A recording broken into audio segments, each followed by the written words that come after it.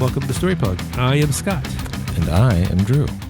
And today we are here to talk about the 1981 movie starring Sean Connery, Outland, or as my, which is very funny because my uncle's mother was from Ireland, used to call him Sean Connery. You would think she would know it's Sean Connery, but because... Wow. Sean Connery. I mean, she was actually from Ireland. I don't know why. She was like a little joke of hers, and then she had to commit to it for your entire life. I know, until she died. No, but yes, Sean Connery.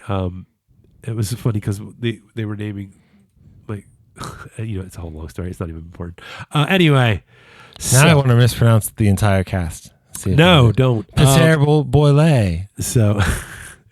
but I think anyone slightly familiar with this movie knows the film was inspired by High Noon, and it uses its ticking clock plot device when the bad guys arrive in town to kill the hero at a very specific time. High Noon, is that a weed movie? No, that would be good. Actually, apparently there was a article. It sounds like something Roger Ebert would come up with, but it was they called it High Moon. Oh, there you go. But it was a. I don't want to assume anything, so I'll just presume you've seen High Noon.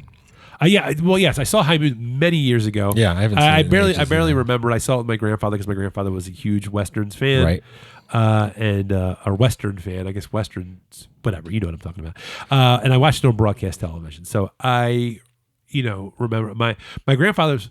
Actually, one of my grandfather's favorite movies was Shane. I mean, that's a classic Western, and he gets to yell the title at the end of the movie. Yes, so you don't forget it. Well, because I think it's a good adaptation of High Noon, and it does its own thing. But High Noon, I don't know if you remember, is actually in real time. Oh, yeah. Like we're waiting for the train to arrive, the same way we're waiting. I just remember, and this movie takes place over, I guess, at least a few weeks or something. Yeah. Yeah, that's actually a good point. I mean, I do remember that there is the part. I mean, it's not necessarily real time, but I do remember that there's certainly the part later in the movie where you see the shuttle. They have the countdown, and the shuttle actually. What I do like is that you think that he's got time, and then the shuttle comes in early. Yeah, that's a good little. That's cute. Yeah. So in a movie that doesn't have a lot that I would describe as cute. Yeah, no, there's not a lot to describe as cute. Just to give you a brief little summary of what's going on here in this movie, it's Sean Connery plays Federal Marshal William O'Niel, which is very strange. They spell it different ways, but it's. Is that like an unfortunate blooper, or is that supposed to mean something? Like, I don't know. I don't know they didn't care enough to spell his name right on his uniform, or is the costume designer just dyslexic or something? I don't know. Maybe I don't know. It was a weird thing that I noticed. Yeah, and it didn't. No part of it made me go, oh, this is like a little part of a puzzle. Like I just oh, that's weird. And then I just kept seeing it until I basically stopped seeing it, except when he wrote messages and then it was filled the screen. And my name is Sean O'Niel or whatever. Well, William, not Sean. No, Sean. Your grandmother introduced us. But anyway, so Federal Marshal O'Niel, he's newly stationed to this mining colony on the Jupiter moon of Io. And he goes toe-to-toe with the corrupt manager of the mining colony while investigating a rash of worker suicides. This was directed by Peter Hyams, and this came out in 1981. And I have to say, I feel like for a sci-fi movie in 1981, this holds up pretty well. I agree. What I wrote in my notes was significantly better than I remembered, because I seen it one time. I seen it. I done seen it. You sound like definitely Baltimore on that one. Yeah, I seen Connery did it once, probably in college or something. Probably in college. I done seen Connery in that movie. Yeah. In the movie Outland. Yeah, Outland. I watched it when I was at home. Yeah, I was at home. I never got to see Outland in the theater. Yes, please watch our Baltimore series for Baltimoreans and Diner. I forget what episode. I have to look to see what number that was. Yes, it was about the films Diner and Baltimoreans. There you go. So don't I know it?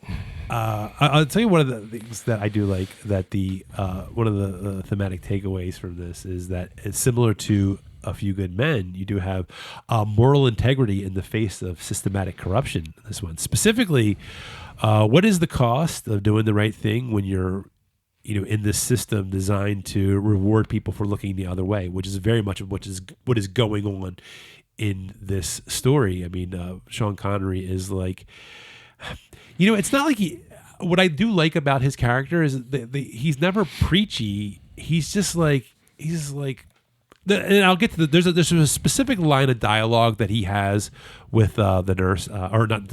Why did I say nurse? That's terrible. With Dr. Lazarus, where he tells her it's not played by Frank S. Sternhagen. Yes, and I know it's so weird to see her very like younger than you probably used to see. She's always read to me like Amy Madigan. She's never old, but she's never young. Yes. So I hear you. But he is like, so he's not preachy like some of these characters, especially like in a Western, which obviously this is taking its inspiration from. You have like this really righteous moral man, like you feel like, I feel like this is how Jimmy Stewart comes across a lot, and sometimes Gary Cooper comes across a lot. It's like somebody that's like I just feel like Sean Connery feels different. He feels like he's just like, this is just something like he's got to do, where it's not something necessarily he feels it in his heart. It's just like I can't let this happen. Well, he represents an institution that has a job, and he believes that the job is important and the law is important. And literally everyone else in this world, which I think is good actually that his wife and son left before everything really got going. Everything else in this world is either a gross violation of that law and that system, or doing nothing, which is, I mean, that's what High Noon is about. High Noon is about McCarthyism and the blacklist. And that's why it had a lot of bad press and public stuff. And it was a very brave, story to tell. John Wayne apparently hated High Noon. Yeah. He said it was un-American. Yeah. It's getting to be very goddamn ridiculous. But yeah, that's why I feel like it's like, it's not, I feel like his character, I feel like Marshall O'Niel in this it's more like, it's like he feels like this is my job, this is what I'm supposed to do, rather than it's just like, rather than it's the right thing to do, it's like, this is what I'm supposed to do. And if that makes sense, like if you can kind of say how those two things are different, that's what I felt like with him. It's like, this is what I'm supposed to do, and it's not like it's you know what I mean? It's more than it's like you almost feel like he's resigned. He's like resigned to it. It's my duty. It's not something that it's like if I don't feel like he would feel as strongly, like if he was one of the miners, I don't feel like he would feel as strongly about this position. Well, I think what you're talking about is something that is, I think, can be seen as, I'm not saying can be seen because I don't think this is a fair thing, but not everybody would agree, that he has a work ethic. Yeah. And that's his job. Well, because there's nothing about him that's like, I'm the new marshal, you better respect me. Or he doesn't preen, or, this is very much just a job for him. Right. And like the badge, it means something that has to do with my job. Like it doesn't, like he doesn't, there's no part of the movie where he tries to intimidate, like he's not corrupt, but he doesn't try to intimidate anybody or whatever. Like he's in what turns out to be a very, very violent environment. Yeah. And so there's he shoots people and whatever, but he, when they have the scene where the guy is holding the prostitute hostage, he's very clearly angry that James B. Sikking, kills the guy before they can figure anything out. And we also know then we know that guy is part of the cover up of what's going on. But I think also when you're really a good guy, bad guys offend you. Yeah. And Peter Boyle offends him. Yeah. And he doesn't get in Peter Boyle's face and tell him, like I'm angry or whatever. Yeah. He just does his job. And that's why it's so satisfying to have him punch Peter Boyle in the face. Yeah. I will say, like, I really feel like the dialogue in this movie is very underrated. Like, especially like I went back after I watched it, and then I kind of went back and just watched parts of it again. And I was like, there's some very sharp dialogue and some really I was really surprised at just like I guess I just wasn't really. I was just kind of like taking in the movie because I hadn't seen it in like decades, literally. Yeah. And then I watched it again, and there's a line, and I think this sort of speaks to what I'm talking about, and I actually wrote it out because I wanted to talk about like, well, not. I mean, we're kind of talking about it now, but I think this sort of brings home the point that I'm trying to make, and it's when he's in the racquetball court. And Lazarus comes in, they're having a discussion, and he kind of says, and this is just an excerpt from it. O'Niel says, he says, there's a whole machine that works because everybody does what they're supposed to. And I found out I was supposed to be something I didn't like. That's what's in the program. That's my rotten little part in the rotten machine, and I don't like it. Mm-hmm. So I'm going to find out if they're right. And I feel like that's I think that speaks to what, yeah. Oh, I mean, there's so many things. I love when he says, when Peter Boyle, when they're having, like, after he gets rid of the drugs, and Peter Boyle says to him, when he threw out like the 250 pounds. Yeah, so he discovers that there are these drugs that are being shipped into the mining colony because they make the miners like work really hard for like 11 months, and then it fries their brain and they go nuts, and like these guys are committing suicide because their brains like fried. And Sean Connery figures this out, intercepts the drugs, and like flushes them all down the toilet. And there's the one part where Peter Boyle, who is the head, he's the manager of the mining camp here, and that's his title, right? He's manager. Yeah, he's like general manager. Yeah. And he says, such an innocuous. Yeah. And I love the line where he says, and it's so funny too. Like if your exposure to Peter Boyle is everybody loves Raymond, you'll be very surprised to see him because he looks completely different. Yep. And he's a shitty guy. And when he says, he's after Sean Connery tells him he got rid of the drugs, and he says, why don't you go home and polish your badge like grown-ups are doing stuff here? And he goes, grown-ups tend to get upset when, you get rid of the drugs or whatever. Mm-hmm. And I just thought there was a lot of back and forth like that I just really, really appreciated. I actually went through, if you go to IMDb and look up the dialogue, the quotes from the dialogue, like every one of those is a good line. It's a good line. You're that's like, cool. I love it.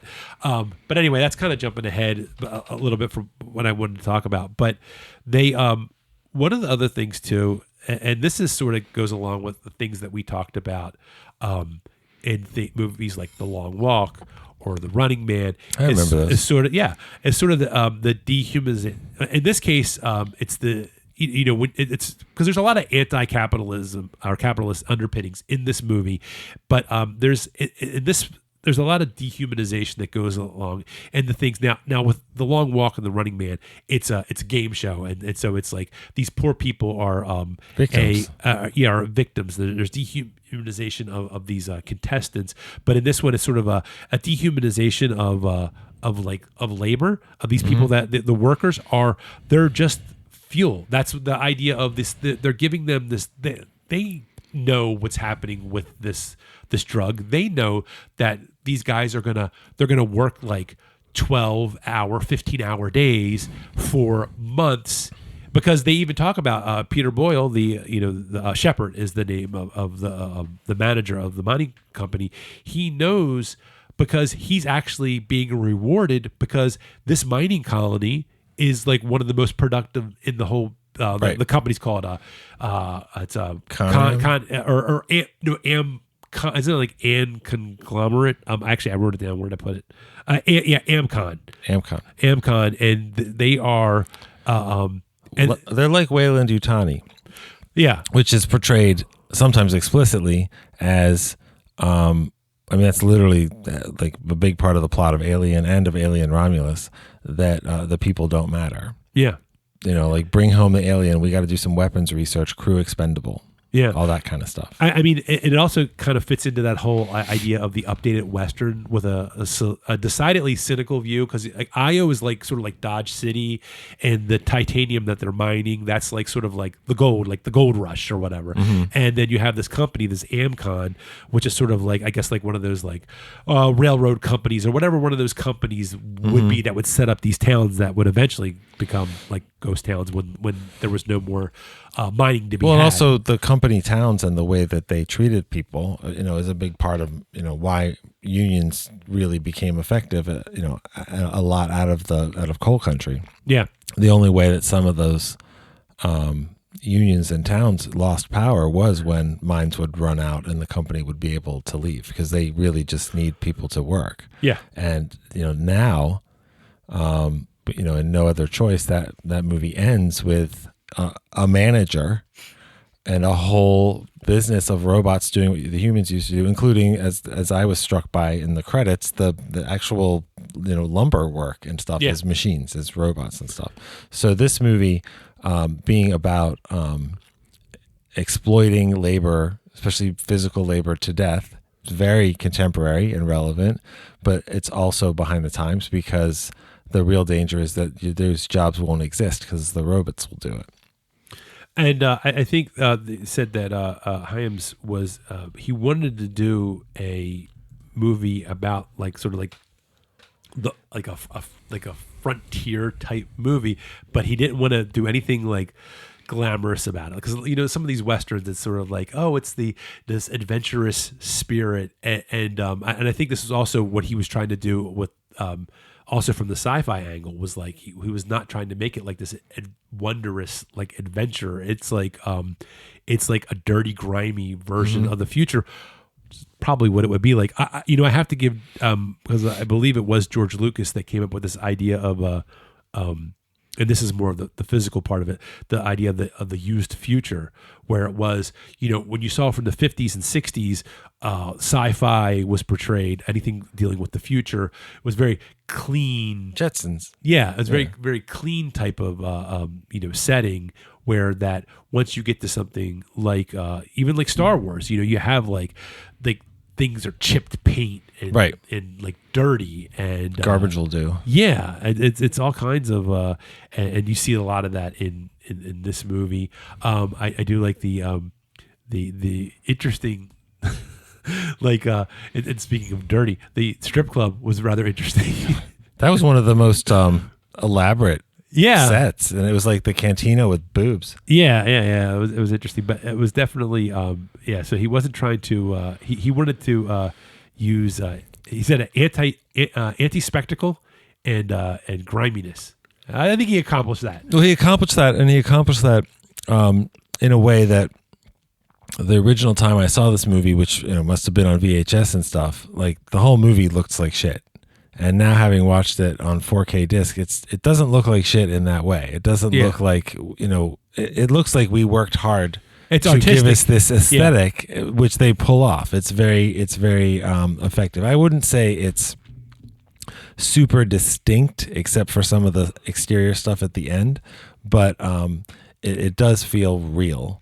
It does feel like, like these are people who work in a mining colony, and this is how they take a break, or this is what they do at the end of the day because their work is exhausting. And the very first scene of the movie, when Cliff Clavin dies, it's two guys having a conversation about work that you can't even really hear that clearly because it's through their helmet audio and stuff. Mm-hmm. But it doesn't matter because they're clearly like, we're just working and it's another long day and it's a lot of routine and all that kind of stuff. It's not really clear. I don't know if it's clear the whole movie. It's not really clear. Are these guys being slipped this drug illicitly because they heard about it and they asked for it? Like they're literally like, I'm buying drugs from a drug dealer, or is it, even though it's there officially? Well, there's the one scene with the guy's doing it in his little bunk. Right, but there's also the guy. Do you think some people are actually getting it? Well, I'm not sure because the big foot chase starts with the I can't remember the guy's name, the character that gets chased by Sean Connery a lot, which is a pretty good chase scene. I really thought that was well done. It was well considering done. it's a lot of closed in spaces. And he's actually doing an exchange with that guy in the red shirt. Yeah. So that looks like a street corner or something. Yeah. So I wasn't really clear exactly what's going on, because they didn't do it where we're like, we got this drug and we put it in everybody's food. Like, it wasn't that kind of thing. So I don't know. But it was only there with corporate approval. There were definitely, yeah. I mean, it was, that was, I do want, like obviously, Shepard knew, the general manager, he knew. So it does make you wonder, is it like, do the very high ups, do they have like plausible deniability? Is that what's going on? Because obviously if whoever back home were to investigate this, then they would probably get in trouble, I'm sure. But they are, so maybe that's what's going on. That is slightly unclear. I mean, not enough where it bothers me, where I'm like, I need to know, but there is something going on. This is obviously being sold. The guy is, the one guy goes into his bunk and takes it. So you do know there is some component of people taking it illicitly, where it's not like it's being just put in people's foods to have them go, because only certain people are committing suicide too. So they do mention that there are I forget how many, but it is a lot of people. Well, they said it was like 2 in a certain 3 or 6 month period, and then we had 24 this month and 28 last month. Like, this is a recent thing. Yeah, so it's definitely and everybody that is on the station that we talk to, that Sean Connery talks to, except for what turns out this woman, Dr. Lazarus, they're all in on it to one degree or another, in terms of doing it or being paid off to ignore it, like the cops, that sort of thing. And I did really like the Dr. Lazarus character a lot, because when we first meet her, I don't know, man, can I trust her? Yeah, that's what the marshal is thinking, and it's good. And then when she turned out to be someone who was actually pretty helpful, was not interested in getting involved and was not interested in people dying so the company could make money, it's like a relief, because it's a very lonely movie for this main character. Yeah. His family leaves after the first scene, and they weren't going to tell him till they were gone, I guess. And his wife leaves him a Dear John video. Yeah. And then he becomes increasingly alone. And I kind of felt that watching the movie. Yeah, he is alone, physically and institutionally. He is like in his, he's like there's that one scene where the one deputy comes in, and I forget his name. The guy with the mustache and beard, the guy that used to be on Hill Street Blues. What's his name? Doogie Howser's. Is it Doogie Howser's dad or boss? So. James Sikking. Yeah, him. I can't remember. But when he comes in, I mean, like Sean Connery's just sitting. He's just sitting down by himself, like doing nothing. Like Sergeant Montone. Yeah, and so there is definitely, you definitely feel that, and he is all alone. And there's a fair amount of Sean Connery alone in the physical spaces of his institution. When we know he has, I don't know, 8 cops, 10 cops, something like that. I know a lot of the rest of the station is quite crowded. And then when he comes, like the part where he goes into the miners are eating like lunch or whatever. They're in the I guess the mess hall. The mess hall, yeah. And he comes in and he goes, "Does anybody want to help me?" And the guy goes, "You're the police. You're supposed to help us." And he goes, "Where's your men?" And he goes, "My men are shit." Yeah. So it is a they do a good job of really making him feel alone. And you see he's trying to set everything up himself. Like, it's such a relief. So there's the scene when he knows, because he taps the whatever communication device that Shepard's using. He knows at a certain point in the movie that Shepard has hired someone to come take him out. Right. It's actually 2 guys that are coming to kill him. And that's straight out of High Noon. Yeah. So he knows that they're coming, and that's the sort of they introduce in the third act, that there's the ticking time clock. There's a countdown clock for the next shuttle that's coming in, that's going to have these 2 hitmen that are not as cool as the guys from Pulp Fiction. So they're not cool, but they are, except for that they do dumb stuff, not seeming to understand they're in space. They are pretty intimidating. Yeah. So they are there. They're coming, and he is to sort of even underscore his loneliness even more. He is going around. There's nobody to help him, and he is going around. You see him. He's stashing weapons. He is doing things to. He's trying to set things up in the tunnel to give himself some type of advantage. Yeah. And it's such a relief when you finally see Dr. Lazarus show up. And it's like, oh, thank God somebody's going to help this guy, because because I think that's after the scene where he goes into the mess hall and they're like, it's pretty clear nobody wants to help It's his loneliest moment. Yeah, even though you're not surprised. I mean, it would have been shocking if 3 guys stood up in the mess hall. We'll help you. Because the problem is, and we were talking about this at the beginning, if you're a minor and the cops are like, and we mean that by someone who minds, not a child. Not a child. If you're a minor and somebody walks in and says, the law enforcement walks in and says, I need your help with this thing that's deadly, which already your job is deadly, and you know what's going on the station. Everyone knows. They're not directly involved, and they maybe didn't even take the drugs, but everybody knows what's going on. Everybody knows who all the players are, all this kind of stuff. Why would 3 people stand up? Yeah.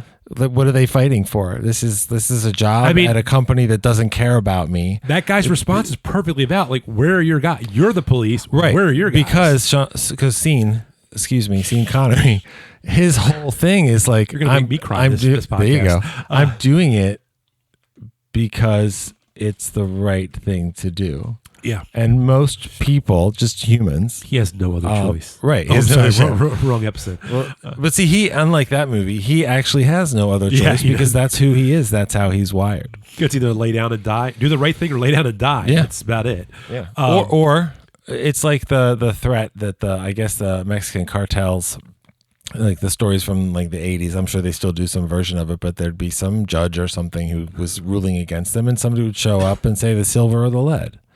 I'll pay you off, or I'll shoot you in the head. Like those are your choices. But that's it. Like you sound like Tyler Sheridan meets Dr. Seuss there. There you go. But yeah, it's that's it. The silver, the lead, or I'll shoot you in the head. Yeah, the second half was my Seussian edition, but that's the offer. And there's no time, there's no moment in this movie where, whether it's hinted at or offered, that you think that the marshal's going to do anything other than the right thing. Yeah. Which is high noon. Like, that's why I think, people said this person is too good. It's not interesting or whatever. I think he's very human while also being very principled. He doesn't have the powers, but he's like Superman or something. Like, that guy does the right thing. He helps people. He does his job. And he asks the people who help him, I need your help. And they're basically like, yeah, I'm not doing that. No, thank you. Because it's not my job. And also, I'm afraid. Yeah, which I get. He is a deliberately unglamorous hero. Mm-hmm. He's not perfect. He's definitely not. He's no James Bond. That's for sure. He is. He is very human and vulnerable. He's more like a Jimmy Stewart or Gregory Peck rather than like a John Wayne type character. And in this situation, he's clearly outnumbered, outgunned, and but I think the vulnerability that he has is sort of the point, because you're seeing that even though he is in this desperate situation, we're not in a story where this is like wish fulfillment, where he's going to go and he's going to come in blasting and he's going to take it's not like 10 guys are going to show up and he's going to take them out John Wick style. Right. It's 2 guys that are probably pretty efficient killers. Mm-hmm. But he's got this moral obligation, so he's going to do the best he can. Even though one of them clearly has vision problems, he's still taking vision. He's taking distance shots. You said, don't understand they're in space. The guy's shooting the glass. Yeah, I mean, come on. But also, I think it's almost kind of a surprise who's playing the main character. Like, I don't associate him with subtle performances. Yeah. You know what I mean? So I got you. I mean, I think as acting goes, it's actually one of his more interesting. Yeah, one of his more interesting movies. He's like a notch down from Jimmy Malone and Untouchables. You know what Well, I I mean? was going to say, to me, I mean, I love that movie. Yeah. I love him in that movie. Yeah. It's other than James Bond, he's really Sean Connerying the Sean Connery experience. He's chewing the scenery. He's chewing the nice. scenery. Nice. I just turned 50, so now I've been informed by my wife I'm making more dad jokes, but we don't have children. But that's okay. Oh, I don't. I think it's a tick. I can't help it. I will allow it. Thank you. So. But like that, his performance that he won the Oscar for The Untouchables is very broad. Yeah. And it's very entertaining. Yeah. And he says really terrible racist stuff to like Andy Garcia and whatever. You're stinking. Yeah, like the whole, who filthy no good race. Right. And the whole like you racial epithet bringing a knife to a gunfight kind of thing. But it's great. I mean, like James Bond is a spy who can sneak around, but it's not a subtle, understated performance of a professional espionage agent. You know, like it's not real, and it's super entertaining. And this, I don't know, man, his performance is really real. Yeah. I mean, so is Peter Boyle's. Yeah, I know. Well, that's the thing about Peter Boyle too. That I think what they did that was good with him. He is probably one of the.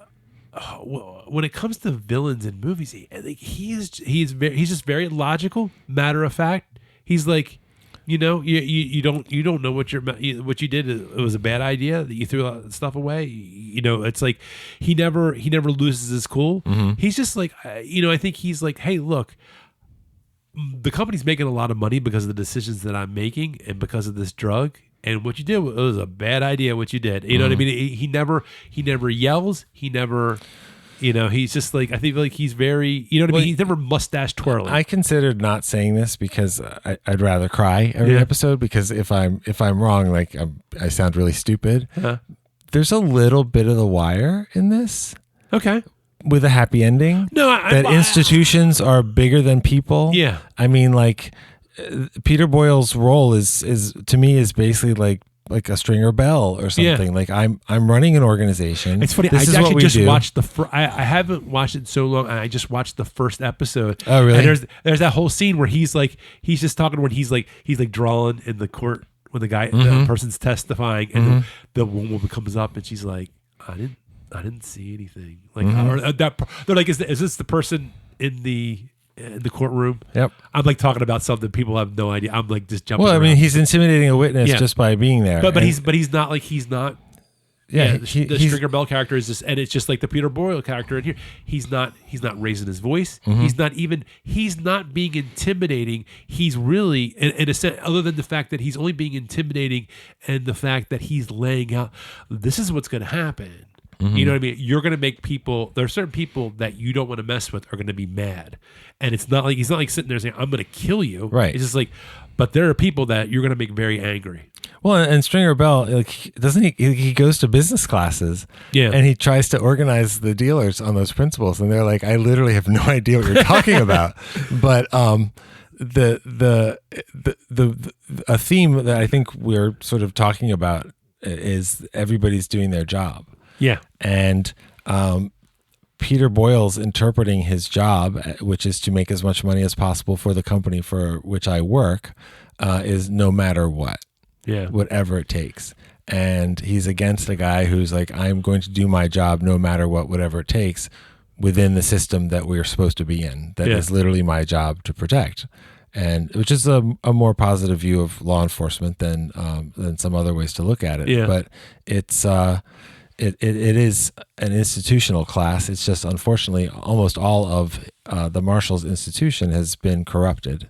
And that's why he's so alone. Yeah.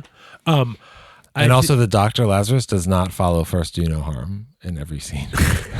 You know what I do like? I know, especially when she locks the guy in the, in the tunnel. But one of the things I do like, I think sort of heightens the tension too, is I do like how he's like constantly looking at the cameras. Because he's like trying to figure out like where everybody is. That feels very contemporary, actually. Yeah. I know that is very contemporary, because it's like, and I think it works because it would, if this was in a setting like this, you would have cameras everywhere. Mm-hmm. You know what I mean? Mm-hmm. Even though that was this is, like 40 years ago. It does it does work, but there is some tension because he's like, where these people, and then when he can't find somebody, he's like looking at the cameras, like you start to get a little nervous, which then gets used against him. Yeah.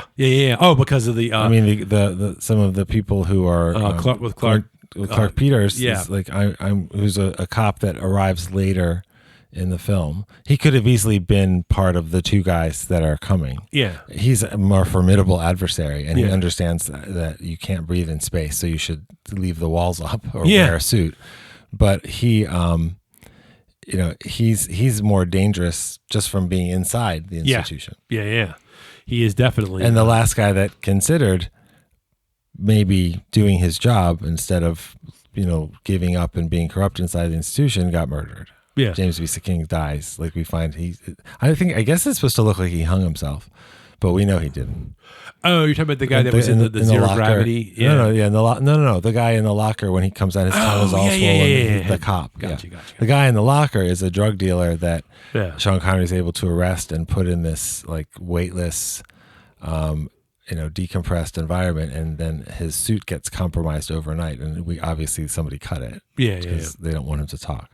Yeah. But all the murder, even the product resulting in death, is real. Like whatever, like it's the price of business. Yeah. Literally. So that's pretty contemporary. Yeah. So here's some interesting stuff. I'm gonna move a little bit into the technical, unless you had some more story stuff to talk about. When the guy shoots out the pane of glass in the greenhouse, yes, I got very upset. Like, why do all those plants have to die? I don't know. They were doing their job. And it's not cool. I think it was stunt double, so you're okay. Maybe I don't know. You're the one that finds out the behind the scenes stuff, so I assume that you're going to lead with why the plants are okay. I'm going to tell you a little something, because it turns out they didn't shoot this in space. They didn't. Sorry, so spoiler. Like Tom Cruise. Yeah. Okay. There's a Russian movie that was shot in space on the space station. Nice. Like actually shot in space. Yeah. No one has seen it in this part of the world, as far as I know. So Tom Cruise will be considered the first. Nice. Kind of how Jason X did the digital color timing first, but doesn't get credit for it. Oh, brother. Anyway. So I want to talk a little bit. Here's an interesting story about the cinematography. So the actual credited cinematographer is Stephen Goldblatt, except that Peter Hyams was like, I'm going to shoot this myself. And you can come and be on the set, but I'm going to shoot this. And that guy was like super pissed.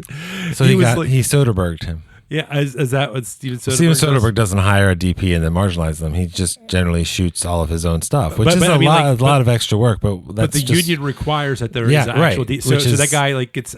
He gets. I can understand if that's your passion.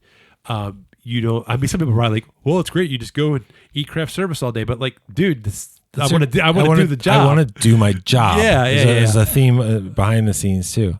And this is a real movie. This is Lad Company, Warner Brothers. You told me before we started that the budget was like $18 million. Yeah, I think so. That's a lot of money. Yeah. I have no idea. I assume you'll tell me, but I have no idea how well the movie did. I think it made I think it made all its money back. I think it ended up at 30. I'll double check. But I'm pretty sure. They did like the visual palette was like this gritty amber, and they wanted this, as they called it, sick industrial green, so that they kind of give it this lived in look, which I think worked. For me, well, Kelly watched the beginning of the movie with me, because I started it unfortunately very late, but I was compelled enough to stay up, and watch the whole thing past midnight. But she said, if we're going to watch a movie about mines, we should be watching Enemy Mine. And I don't disagree that I really like that movie, but that is a similar gritty, because the climax of that movie takes place in a human mining facility. And it's really awful. Yeah, that's the one with Dennis Quaid and Louis Gossett Jr. Right? Yes. Yeah. The makeup in that's amazing. Yeah, it's crazy. I like that movie. It's not a masterpiece, but I enjoy it. So one of the things that I don't quite understand this technology, but they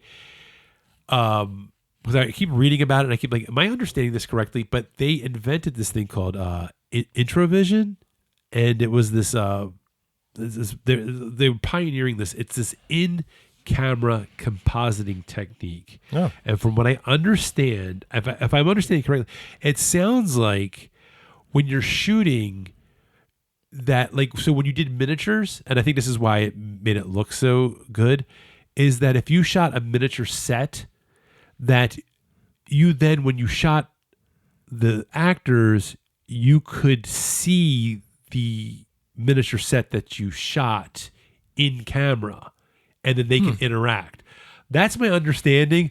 I'm sure if someone out there is listening and can correct me, because I keep reading it and I'm like, it says, okay, this is what it says. It says, Introvision, the film's pioneering in-camera compositing technique, wasn't just a technological trick.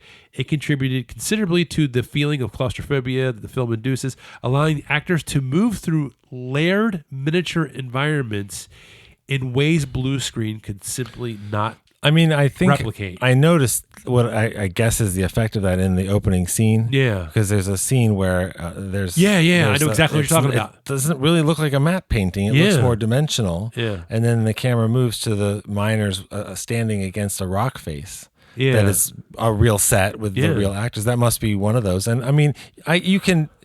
It's one of those things like, I can tell it's a special effect, duh, but it looks good. And the miniatures, especially for the time, the miniatures hold up again at the climax is where it really shines. But the miniatures hold up really well. The wide shots of the mining facility, I don't know that it's that impressive, but the fact that they're miniatures and they use miniatures on camera, and what you're saying, they use miniatures literally on camera with actors. Yeah. And they were able to still give that sense of scale at this giant industrial facility. I don't know. I think they pulled it off. I think it was interesting. I wish I would have, I tried to look up some more. I just couldn't find a whole lot. And honestly, I kind of ran out of time to look up more information on it. But I did. But it does seem like, if I'm understanding it correctly, that seems like what it was. So it was basically allowing them to have the actors move in space, and they could see it while they were filming. Yeah, they could, there's a lot of essentially visual tricks, forced perspective, and things like that. Like that's how they shot the Hobbits, in the Lord of the Rings movies. That sometimes it's a set with a perspective trick. Sometimes it's a little. Like a kid in a Hobbit uniform, a Hobbit costume, standing next to a normal size actor. Tricks are amazing. It's incredible because the digital effects and stuff, where it's like, it's a big action movie, it has digital effects. That's really a Jurassic Park and later thing, I guess. Also, I looked up the box office. The movie cost an estimated $16 to $18 million.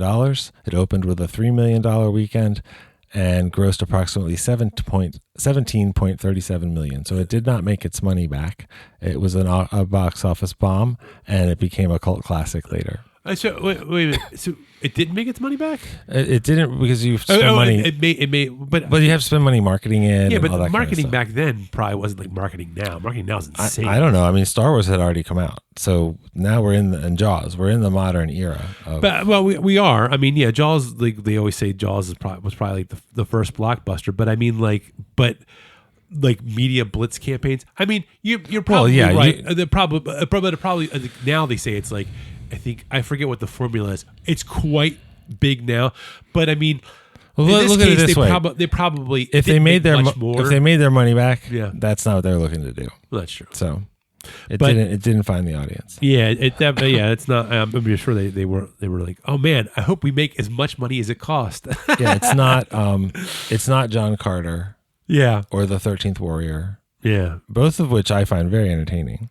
13th Warrior, the one with Antonio Banderas? Antonio Banderas. Actually, I kind of like that Antonio Banderas as an Arab, which is in the tradition of Sean Connery using his Scottish accent as a Spanish swordsman in the Highlands. There you go. So there's apparently some kind of correlation between why are you doing that racially and people seeing what do you call it? Russell Crowe's playing Ramirez in the new So I guess they said, "Hey, you know, Really? Yes. Oh, that's so. I mean, the look of it's probably fun, but that's so funny. That is kind of interesting. Well, are they gonna actually make him a skilled Spanish swordsman, or are they gonna make him an Australian? I don't know. Have you seen him lately? I don't know. I don't see him like being very nimble. It'll be like Steven Seagal with his hair dyed black and he does martial arts while sitting down. Hey, look, I Russell Crowe. I mean, you know, he's a great actor, but whatever. Anyway, hey, what'd you think about the score? I think he's fatter Robert Mitchum. Oh my god! And I wish him well because I really like his work. Anyway, so what do you think of the the Jerry Goldsmith score? It's a good score. Yeah. You know what? It's funny. I think when I was watching, so if you get the Arrow, the new Arrow 4K that they did for it's a nice set, which came out in November, and it's got a lot of like new interviews. I've only watched I watched one. It was some like scholar talking. Well, you said you ran out of time, so I get it. But I did watch that one. It was really good. But that score when I was so when you watch the menu, the main menu, they play a selection from the score as they have like clips from the movie playing, and I'm listening to that and I'm like, that sounds really familiar. And I said, it reminds me a little bit of the Poltergeist score. Mm-hmm. And I looked it up. I think he was like a consultant, or he had something to do with the Poltergeist score. It seems like every credit you see in that movie is not really the credit. Like the director isn't really the director, and like all this stuff. It's funny. But it's but I thought the score was for that movie. I wasn't expecting that level like that. I'm so glad they went with that type of like like an actual orchestral score, because that could have been, being an 80s sci-fi, they really could have they could have cheaped up and went with like a synthy score, and which I think would have really taken away from the movie. What's interesting is the score to the movie The 13th Warrior, yes, which is an excellent score, is by Jerry Goldsmith. Oh, is it? Nice. No, yeah, he's good, but he had just finished composing I really like that score. The score for Alien. Mm-hmm. After I saw that one. Yeah. And that's so this guy is he's no slouch when it comes to he music's real good. Yes. Well, the other thing about selling me that these guys are in a pressurized environment at a mining facility in space. This movie got an Oscar nomination. Okay. For sound. Okay. And I get it. I mean, I believe it.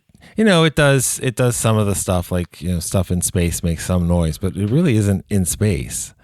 You know? I mean, I can't tell you, Io has an atmosphere of any kind. I don't think it does. It's mostly volcanoes, and apparently that thing in movies where if humans go out, their heads explode. Which is as I understand it, less scientifically realistic. That's what I've heard. Just like Total Recall does. Do you want to hear something to make you feel old? Sean Connery was 51 in this movie. My jaw just dropped. Who's Sean Connery? Sean Connery was 51. Yes. In a rare moment, I actually speechless. Frances that's about me. Sternhagen won a Saturn Award for Best Supporting Actress. Okay.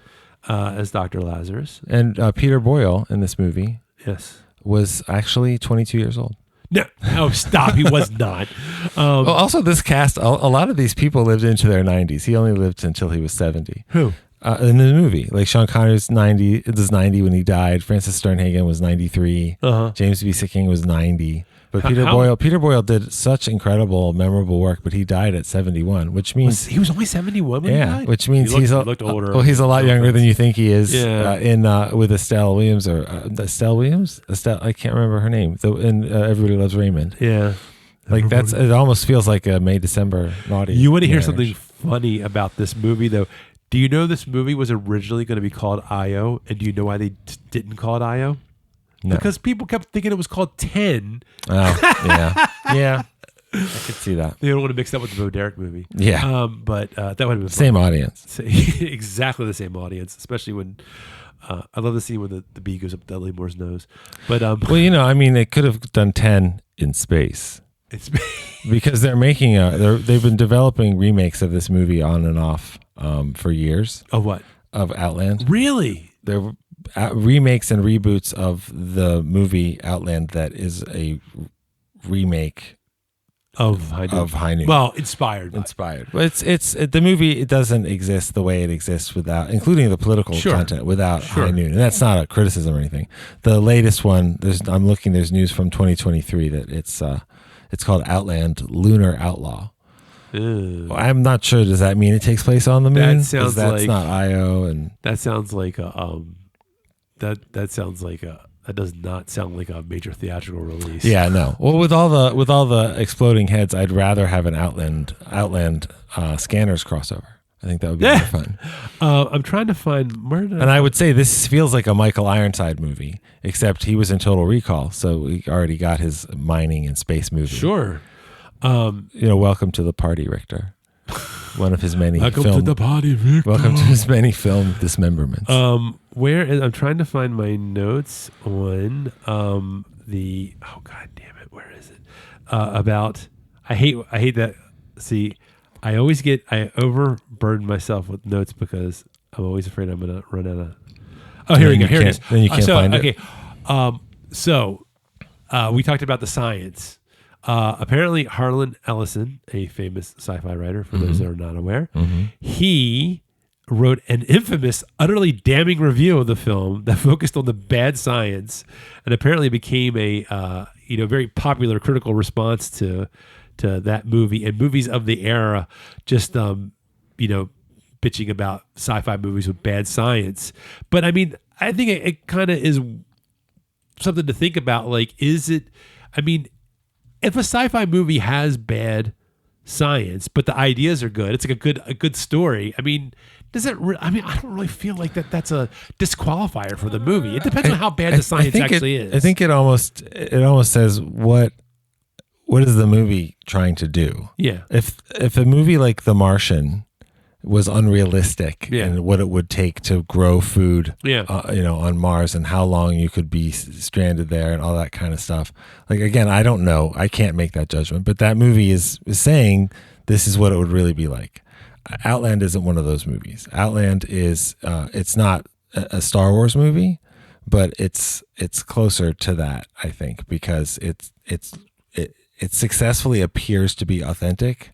I don't care if the air pressure is really should be 2 bars lower. I mean, it's not that kind of movie. I care about I care about that in Project Hail Mary more because it's trying to be that a more real world authentic.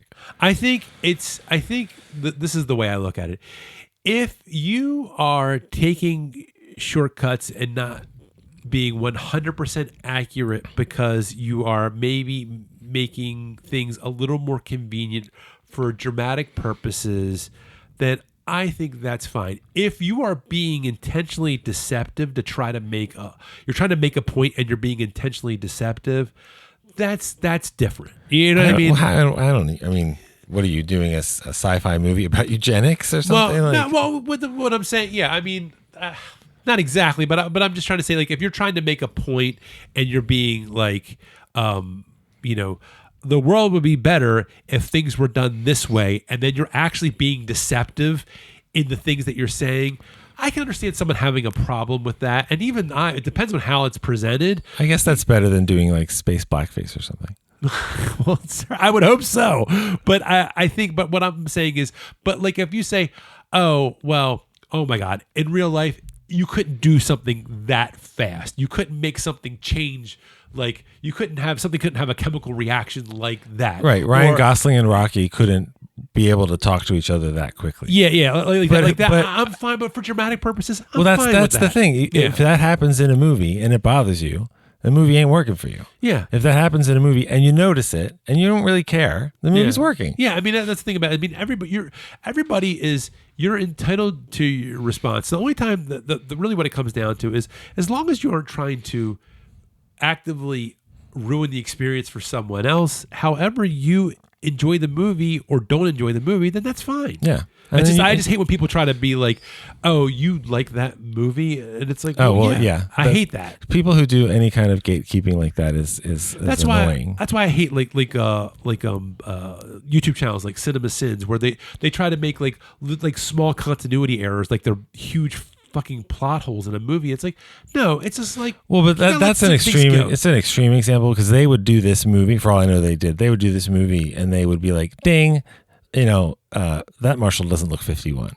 Like stuff like that. Like it's not even mistakes. It's just nonsense. It's like, I know it's like, but like that shit like annoy, because I feel like what happens is, with stuff like that, I feel like what they do is I feel like they empower people to be assholes about movies, right? And I think it teaches the wrong thing about film criticism. Well, yeah, because film criticism is much more sophisticated than nitpicking or I found this blooper. I mean, Roger Ebert actually was not good at recounting events in movies. Like he could regularly say, that this character did this and they didn't. His partner did it, like that kind of stuff. That doesn't make his thoughts on the movie less relevant. I mean, I feel like when we talk about like the goofy things, like I feel like we say, like, I feel like we're honest about like, this is a goofy thing. Like I had if I have a goofy problem with like something, like I'll say this was something silly or whatever. Like I don't feel like, you know what I mean? Or if something, I feel like something's a story, but like in Project Hail Mary, I said, I didn't like the whole thing about like him like not having his agency, and I feel like I explained that, but I'm not going to sit there and say, oh, because he was able to speak the right, like, you know what I mean? That's stupid or something like that. Like I'm not going to be like that. You can just say, hey, this is something that probably couldn't happen, but doesn't bother me. Or even if there's just like little things, like we said, like it's something like something happens, or it's something like we said, like somebody looks like they're supposed to be, this person's supposed to be still in high school, and it's like, oh, that's not a plot hole. It's like a doctor watching ER and just being irritated that that's not realistic. Yeah. Look, the movie Top Gun. Yes, I don't care for it. Yes. They call planes that the F-14 Tomcat faces MiG-28s. Okay. First of all, the numbering system, it's fighter jets are odd numbers. Mm-hmm. Like a MiG-29 is a real plane. A Sukhoi 29 is a real plane. The planes that they used as the MiGs are not MiGs. I think they're F-5s or something. So it doesn't look authentic. Yeah. That's not why I don't like the movie. I don't like the movie because I don't like the movie. That movie sucks, and you should hate it too because of that. Right. Well, that'd be different. I'd say, Scott, the portrayal of the aviation in film is inaccurate, so you should not enjoy it. I'm not looking for. I mean, I think Top Gun Maverick is super entertaining, not because it's authentic or realistic or whatever. It's because it's got a good story and good characters that I enjoyed spending 2 hours with or whatever. I mean, I think you can look at certain things in a movie and laugh and say, that's silly or that was kind of weird or whatever. But like, as long as you're kind of compartmentalizing that and say, this was a silly thing I laughed at because this person's supposed to be, this person is supposed to be this person's father, and they're like only probably 10 years apart. Like that's a thing you can laugh at and kind of that doesn't make the movie bad. Look, either it takes you out of the movie, in a real like I can't get back in way, or it doesn't. And I mean, it depends what I'm watching. You can call. There's no sound in space that didn't ruin The Empire Strikes Back. Yeah. Or they wouldn't. Things wouldn't explode like that, either. Right? Or what was the thing that cracked me up in? What was it? It was the second of the new trilogy where they dropped the bombs and they just dropped like they were like there was no zero gravity. The Last they were Jedi like, it's like an old World War II. Yeah, they just dropped the bombs and they just fell. And yet in space. I enjoyed that sequence. Yeah, I'm like, I enjoyed the sacrifice of what turned out to be Rose's sister. I thought it was well done. I don't really care in that movie. If you tell me this is a realistic story about what battles in space are going to look like in the future, and then they have dogfights. Yeah, that's not realistic. That would annoy me. But X-wing fighters fighting TIE fighters, I don't give a shit. I know people are crazy. Anyway, they certainly are not understanding the point. I would suggest just kind of I don't know how much more you had. I don't really have much. Well, the only thing. I think it's a thriller that has tension. The whole final sequence is quite tense. The foot chase is really well done. All that kind of stuff. The whole scene where he chases the guy through like the bunk area into the like the kitchen area. Yep. That's a really well done chase scene. Yeah, and also it does the thing I've said before that I like in action movies. They get tired. Yeah. In fact, the chase ends because they start to run out of breath, and you have to stop running like a real person. And I know, and it's like when he sticks his hand into the fryer, like holy shit, what are they doing? Yeah, it's crazy. It was great. But the last thing I would say, there's only one moment I think you could say where Sean Connery's martial character breaks the rules. You know what that is, right?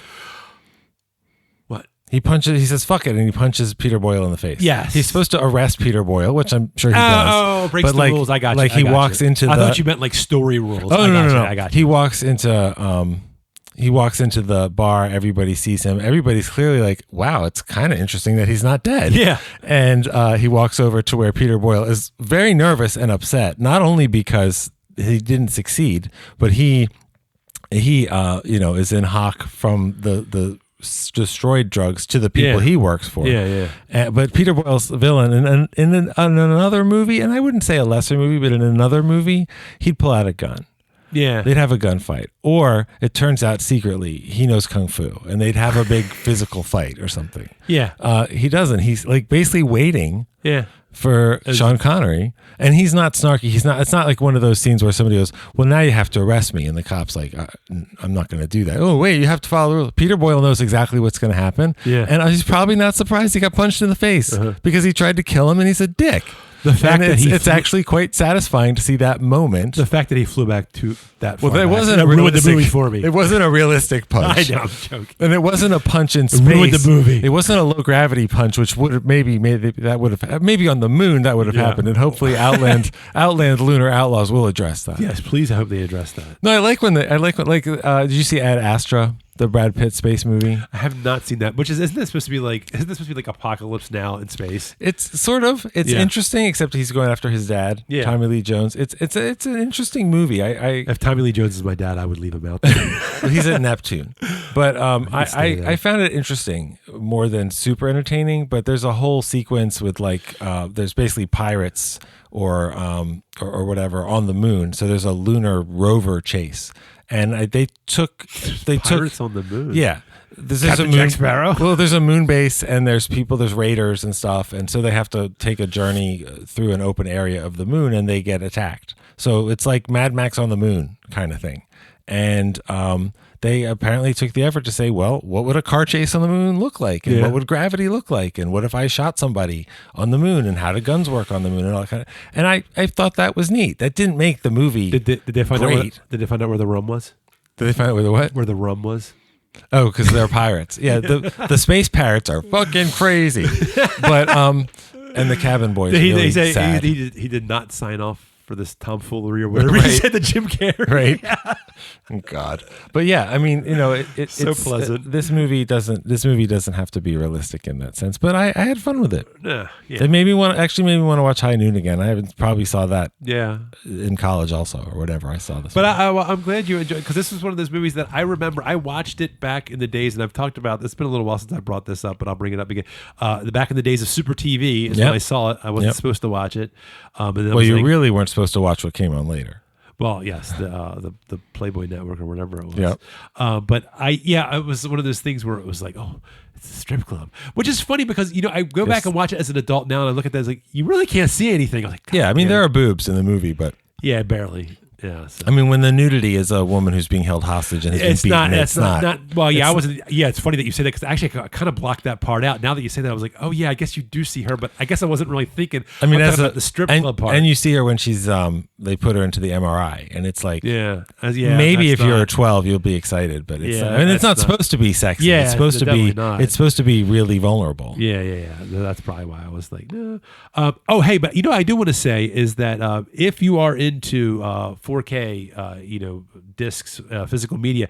The Arrow video release reissue of this is really excellent. It looks great. It looks really good, and so I would suggest. This is not sponsored. # not sponsored. But I do I do want to say you should get that. It's a pretty cool. It's a pretty cool. If you're into like old school like sci-fi at all, if you're a Sean Connery fan. It's good if you're a Peter Boyle fan, although he's not in it as much. But if you like Sean Connery and you like old school sci-fi, this is a no-brainer. If you like John Ratzenberger, I think you'd be a little disappointed. well, his head blows up in the first scene and sets up the whole movie. That'd be like saying, like, if you're a John Ratzenberger fan, go get out Empire Strikes Back. Yeah, there you go. go. He's always in space, and it doesn't make. It's not a big role, but he makes an impression. More in this one, though. Definitely.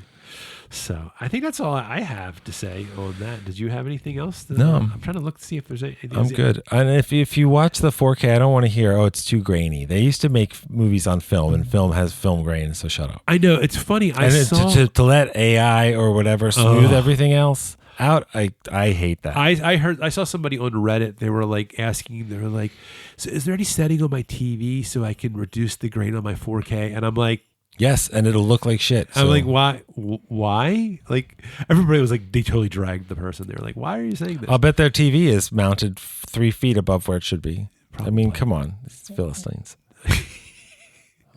Anyway, I think that's a wrap on Outland. And hey, next week we'll be back with Marty Burrito Supreme and with extra sour cream. And that's about ping pong in space. Ping pong? No, not in space. Although I love ping pong. But, well, then I bet you're really into the movie. I think so. You know, one of the things I heard about this Jewish movie, ping pong. Well, I mean, I think it's ping pong. I don't think it's Jewish ping pong. Apparently, it's a very Jewish movie. It's a very Jewish movie. I don't care about that. I mean, they'll have to wear a yarmulke. I care. Yes, you do have to wear a yarmulke. It's a totally Jewish experience. That's right. Well, then I had to go find a real Catholic movie now. I have to go watch. I can suggest a really good Catholic movie. Don't say Passion of the Christ because I refuse to watch that. I don't think of that. That's not really a Catholic movie. It's a Christian movie. You know what it is? It's an origin story, but and also terrible for Super Jesus. But yeah, it's terrible. But and actually genuinely anti-Semitic, and that's a different conversation. Like literally doesn't translate the subtitles, but if you I remember speak you were Aramaic, about that, it's like, oh, that dude. Right, that's let's not go like a too. I would recommend the Magdalene Sisters. A lighthearted look at the Irish Magdalene laundries where women that were seen as too promiscuous or that got pregnant or whatever were tortured by nuns. Oh, awesome. So fun. For the whole family. It'd be great. I'll get my 12-year-old to watch it with me. Or Philomena, which is actually... Magdalene Sisters is a great movie. And Philomena with Judi Dench as Philomena as a Magdalene survivor looking for her son that they gave away. Great movie. But you know what Philomena does? No. Makes me cry so much. Really? So we could talk about it. I'm shocked. Maybe I'll watch an Ed Burns movie. But that's the specific Boston slice of Catholicism. Well, you know. That's not bad, but it's it's more religious blue bloods. There you go.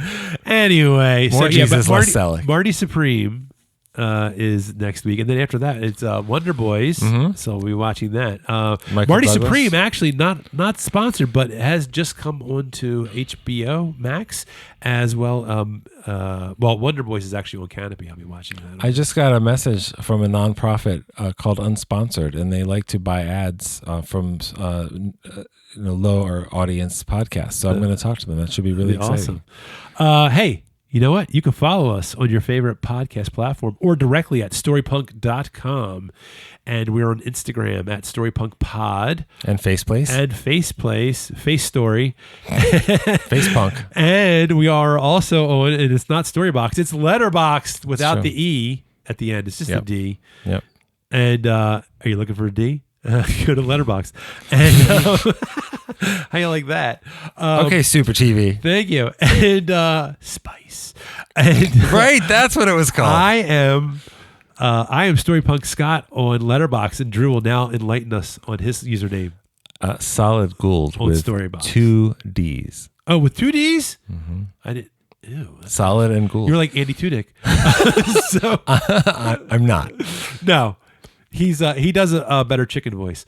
Moana, he's chicken. You know, they were going to actually in Moana, and I'm not going to go too long on this. On Moana, they were going to actually have the chicken talk, and at the last minute, they're like, no. And then Andy Tudyk's like, okay, so I'm just doing chicken voices? And he goes, they're like, yeah, you're just doing chicken sounds. That's it. So anyway, so that's it for today, and we will be seeing you soon. And with that, I guess I'll just say, remember, story matters.